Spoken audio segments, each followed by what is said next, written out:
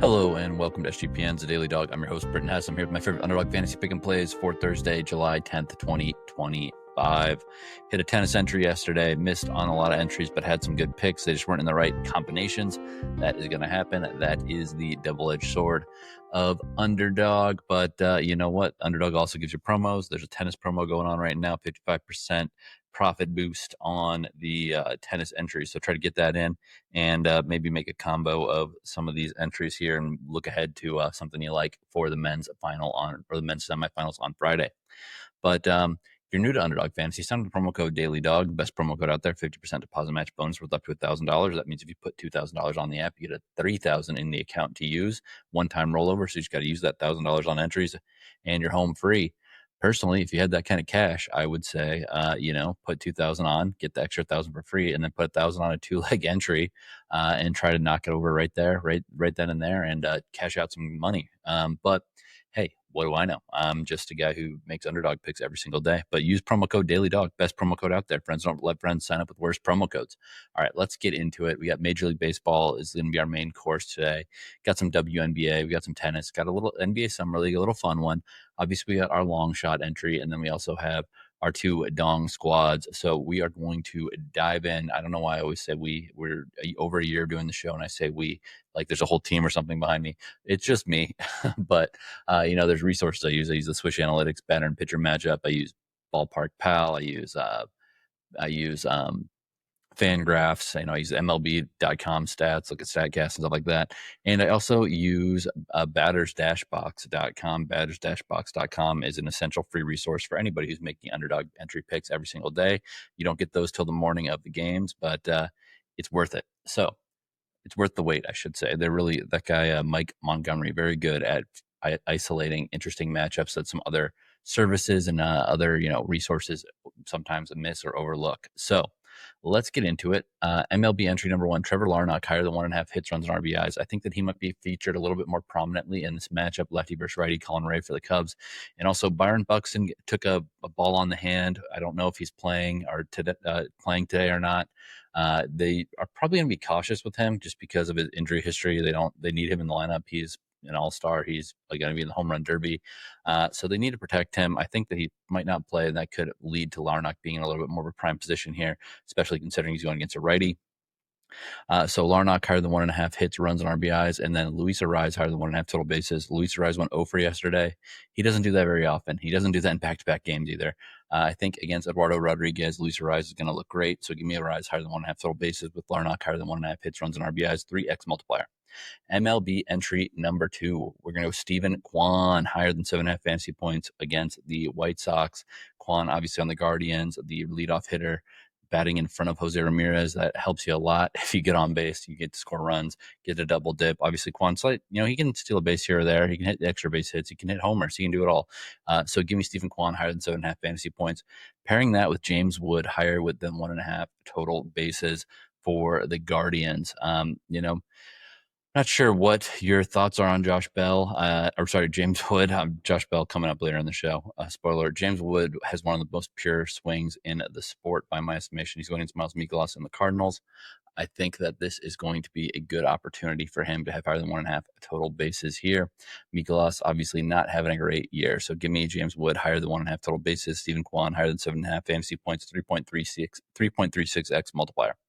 MLB entry number 3, Pete Crow-Armstrong, PCA, higher than 0.5 RBIs against the Twins. Early game, 10:10 a.m. Pacific, 1:10 Eastern, 12:10 local time, Central time. Paddack is just not that good of a guy, not that good of a player, in my opinion, not that good of a pitcher. I think that, I think Pete Crow-Armstrong is going to have no problem driving someone in. He's usually betting cleanup these days. Good spot to drive in somebody who gets on base ahead of him. Jarren Duran, higher than 1.5 total bases. Jarren Duran had an obviously awesome game yesterday. I have a feeling that he's going to have another awesome game here today for the Red Sox as they take on the Rays and Taj Bradley. Taj Bradley is so hot and cold. He looks unhittable for a few innings, and then all of a sudden he gets lit up 4th, 5th inning. So good opportunity there. Actually a good opportunity for some runs to be scored in this game with Bradley and Buehler on the bumps, respectively. Pete Crow-Armstrong higher than 0.5 RBIs. Jarren Duran higher than 1.5 total bases, a 3.36x multiplier. MLB entry number 4, Corbin Carroll, higher than 8.5 fantasy points. Again, I think that Corbin Carroll is going to be able to hit Randy Vasquez.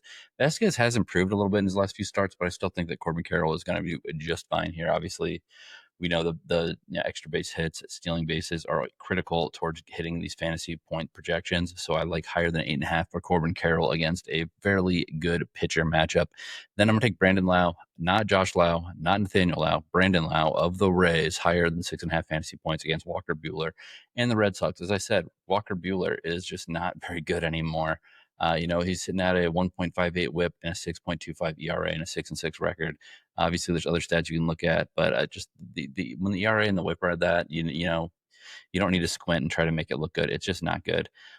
He's allowed multiple earned runs in all but 3 starts this year, and he has started, I think, every start on the schedule that he's been scheduled for. He has made. So give me Brandon Lowe higher than 6.5 fantasy points, 3x multiplier when you pair that with Corbin Carroll higher than 8.5 fantasy points. Pitchers entry number 1. These are our first run inning, higher or lower, 0.5 innings, run 0.5 runs scored in the first inning. I'm going to go with Colin Ray, Chris Paddack higher than 0.5 home runs, or sorry, not home runs, first inning runs allowed. I don't know why on my notes I put home runs, but first inning runs allowed for Colin Ray and Chris Paddack higher than 0.5. Again, I think that the lineups are going to feast on these pitchers early and often. Cal Quantrill plus Nick Lodolo higher than 1.5 first inning runs allowed. Lodolo's not that bad. Cal Quantrill has had some good starts, but again, I just think that this whole series has been offensively pretty great. Good baseball to watch if you are into runs being scored. So I'm going to be taking higher than 0.5 first inning runs allowed by Cal Quantrill, Nick Lodolo. That paired with Colin Ray and Chris Paddack is a 2.76x multiplier.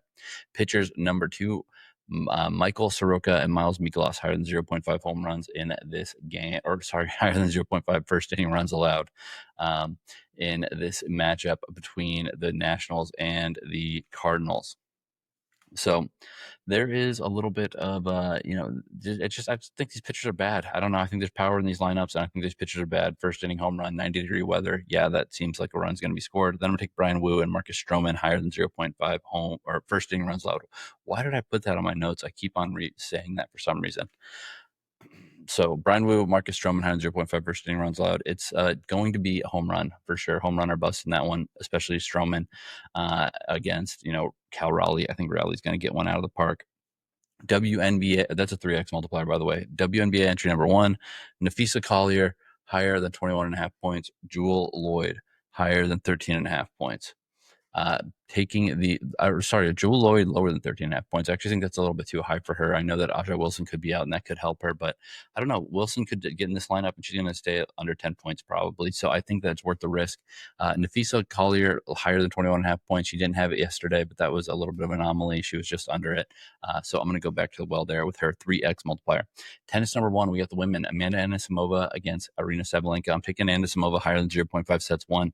She has played very well over just several years. Her and Sabalenka have always kind of dueled it out. Even in recent years, it's not like Anisimova has been run over by Sabalenka like many other players. I think Anisimova has been great on grass. So give me Anisimova higher than 0.5 sets 1.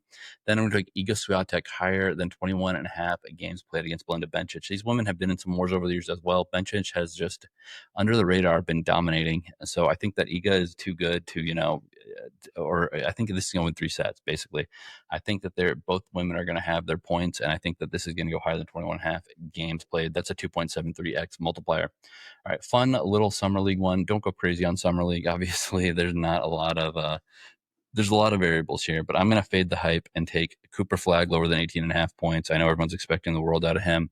I don't think it's going to happen. And then Iga Swiatek higher than, then Bronny James lower than 10.5 points. So Summer League, Cooper Flag lower than 18.5 points, Bronny James lower than 10.5 points. Bronny James struggled to score 10.5 points in college. I mean, in Summer League, but still. So that's 3x multiplier with those two guys. Lotto entry number 1, Cal Tucker higher than 2.5 total bases, Cal Quantrill higher than 3.5 earned runs allowed, Spencer Strider higher or lower than 7.5 strikeouts, Mike Trout higher than 2.5 hits, runs, and RBIs. 22.03x, flex at 13.22x or 2.89x. Dong squad number 1, Juan Soto higher than 0.5 home runs. And then Cal Raleigh home run, as I said. Josh Bell, as I said at the top of the show, higher than 0.5 home runs. 51.29x, flex at 25.64x or 6.1x if it goes 2 out of 3. Dog squad number 2, Tyler Stevenson, higher than 0.5 home runs. Corbin Carroll, higher than 0.5 home runs. Mike Trout, higher than 0.5 home runs. 55.24x or 27.62x / 5.64x if it goes 2 out of 3 on that flex. All right, that's all I got for today. Good luck on your picks, and let's make some money.